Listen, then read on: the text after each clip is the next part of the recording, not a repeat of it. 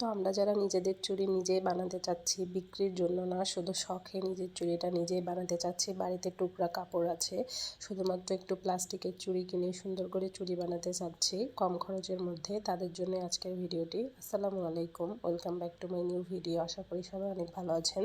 তো আল্লাহর রহমতে আমি অনেক ভালো আছি। তো আজকে আমি আপনাদের সাথে শেয়ার করব কিভাবে আপনারা কম খরচের মধ্যে শুধুমাত্র বাড়িতে থাকা টুকরো কাপড় এবং সুই সুতা দিয়েই সুন্দরভাবে হাতের কাজে চুড়ি বানাতে পারবেন। তো আশা করি ভিডিওটি আপনাদের ভালো লাগবে। তো যারা চুড়ি বানানোতে একদমই নতুন এবং কম খরচের মধ্যে চুড়ি বানাতে চাচ্ছেন, ভিডিওটি না টেনে সম্পূর্ণ দেখার অনুরোধ রইল। তো আমি এখানে কোনো গ্লু গাম বা কোনো যে আঠা, যে আমরা চুড়ি বানাতে যে আঠাটা ব্যবহার করি, সে কোনো আঠা ছাড়াই আমি এখানে আজকে চুড়ি বানাবো। তো আমি এখানে 28 সাইজের 3টা চুড়ি নিয়েছি, একটা মাঝখানেরটা হচ্ছে মোটা আর দুই পাশে হচ্ছে চিকন চুড়ি, এবং কাপড় নিয়েছি 1.5 ইঞ্চি করে কেটে নিয়েছি টুকরা কাপড়। 3টা চুড়িতে 3টা কাপড় কেটে নিয়েছি 1.5 ইঞ্চি করে। তো প্রথমে একটা কাপড়ের দেখুন এক সাইড আমি 1/2 ইঞ্চি করে সুন্দর করে ভাঁজ করে নিলাম। আপনারা চাইলে ইস্ত্রি করে নিতে পারেন, সেক্ষেত্রে ফিনিশিংটা আরও ভালো আসবে। তো হাত দিয়ে এরকম করে নিলেও খুব সুন্দরই ফিনিশিং আসে। তো আপনারা আমার হাতের দিকে খেয়াল করুন। প্রথমে চুড়ির যে ভিতর অংশটা আছে সেখানে আমি কাঁচা অংশটা বসিয়ে, দেখুন কিভাবে বসাচ্ছি, আমার হাতের দিকে আপনারা খেয়াল করুন। বসানোর পর সুন্দর করে একটা প্যাচ দিলাম। তো আমার কিন্তু কাঁচা অংশ একটু বের হয়ে থাকবে, তো এটা নিয়ে টেনশন নাই। পরবর্তীতে যখন চুড়িটা পেঁচিয়ে শেষ করে আসব, তখন কিন্তু আমার আর এই কাঁচা অংশটা থাকবে না। তো চুড়িতে কাপড় পেঁচানোর সময় আপনারা খুবই শক্তভাবে পেঁচাবেন, তাহলে আপনার ফিনিশিংটা ভালো হবে। যদি আপনি ঢিলা করে পেঁচান, সেক্ষেত্রে যখন আপনি সুই সুতা দিয়ে কাজ করতে যাবেন, কাপড়টা আলগা হবে আর ফিনিশিংটা অত সুন্দর হবে না।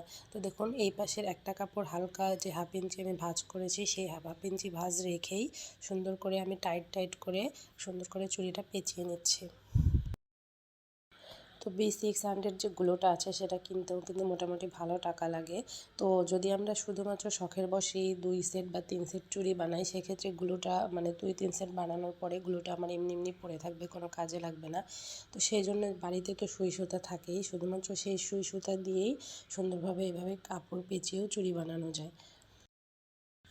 তো দেখুন সম্পূর্ণটা পেঁচিয়ে আসার পর লাস্টের যে অংশটুকু কিছুটা ফাঁকা আছে, তো তার একটু আগে দেখুন এক পাশে যেরকম আমি 1/2 ইঞ্চি ভাঁজ করে নিয়েছিলাম, ঠিক অপর পাশটাও ওইভাবে 1/2 ইঞ্চির মতো ভাঁজ করে নিব হাতের সাহায্যে।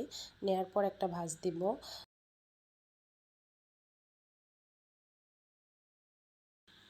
তো এই পেঁয়াজটা দেওয়ার সময় আমরা খেয়াল করব ভিতরে যে আমার হালকা একটু কাঁচা অংশ আছে, সেই কাঁচা অংশটা যাতে ঢেকে যায়। তো দেখুন পেঁয়াজ দিয়ে নেওয়ার পর ভিতরে অংশ নিয়ে আসার পর হালকা যে কাঁচা অংশ আছে সেটি কিন্তু আমার ঢেকে গেল। খুবই টাইট করে এখানে আপনি পেঁয়াজটা দেবেন। দেওয়ার পর যে বাড়তি কাপড়টা আছে সেটি কেটে নিচ্ছি সামান্য একটু বাড়তি রেখে, কারণ এই কাপড়টাই হালকা এখানে আমি ভাঁজ করে সুই সুতা দিয়ে সেলাই করে নেব, তাহলে কিন্তু আমার চুড়ি রেডি। তো দেখুন হালকা একটু ভাঁজ করে নিয়ে ভিতরেই আমি নখ দিয়ে শক্ত করে টাইট করে ধরে আছি। আপনারা খেয়াল করবেন যাতে কোনোভাবেই কাপড়টা ঢিলা না হয়, শক্তই যাতে থাকে। তো হালকাভাবে ভাঁজ করে নেওয়ার পর যে অংশটা আমার আছে সেটিতে দেখুন আমি 2 তার হচ্ছে এখানে টোটা যে সুতাগুলো আছে সেটি ব্যবহার করছি। টোটা সুতা একটু শক্ত হয়, সেই সুতা দিয়ে সুন্দর করে এই যে মাথাটা, চুড়ির যে নিচের বেস যে কাপড়গুলো আছে সেটির সাথে এই মাথাটা সুন্দর করে আমি এখানে জয়েন করে দিচ্ছি।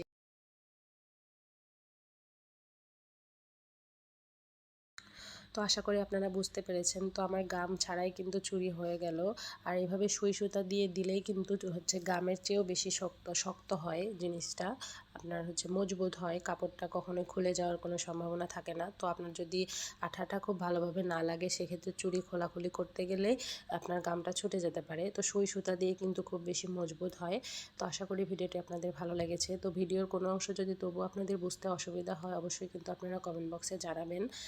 তো এভাবে সম্পূর্ণ যে অংশটা আছে, ভাঁজের যে অংশটা আছে, সেই অংশটি কিন্তু আমি এখানে সেলাই করে নিচ্ছি। সেলাইগুলো আপনারা এখানে ঘন করে দেওয়ার চেষ্টা করবেন, তাহলে বেশি মজবুত হবে।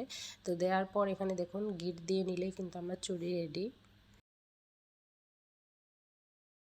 তো 2 থেকে 3 বার গিট দিয়ে নেওয়ার পর দেখুন বাড়তি যে সুতাটা আছে সেটা আমি কাঁচির সাহায্যে কেটে নিচ্ছি। তো তাইলে কিন্তু আমার চুড়ি একদমই রেডি। ঠিক একই নিয়মে যে চিকন যে 3টা চুড়ি আছে সেটিও আমি পেঁচিয়ে নিব। তো দেখুন চুড়ি কিন্তু একদম সম্পূর্ণ রেডি। কেউ উপর থেকে কিন্তু বুঝতেই পারবে না যে আমি এখানে গাম দিয়ে লাগিয়েছি না শুধু সুই সুতার সাহায্যে লাগিয়েছি। তো আপনারা কাপড়টা শক্তভাবে পেঁচিলে কিন্তু ফিনিশিংটা বেশি ভালো হবে। তো দেখুন আমার চুড়িটার কিন্তু ফিনিশিং অনেক সুন্দর হয়েছে। তো এখানে হাতের কাজ করলে কিন্তু আরও অনেক বেশি ভালো লাগবে। তো তো দেখুন একই নিয়মে বাকি যে চিকন দুটো চুড়ি আছে সেই দুটাতেও কিন্তু আমি কাপড় পেঁচিয়ে নিয়েছি। নেওয়ার পর বাড়তি যে কাপড়টা আছে সেটাতে হচ্ছে সুই সুতা দিয়ে কিন্তু আটকে নিয়েছি। তো এটাতে আমি হাতের কাজই করব। আপনারা দেখতে চাইলে অবশ্যই আমার চ্যানেলটিকে সাবস্ক্রাইব করে আমার পাশে থাকতে হবে। আজকের মতো এখানেই বিদায় নিচ্ছি, দেখা হবে নেক্সট ভিডিওতে। আল্লাহ হাফেজ।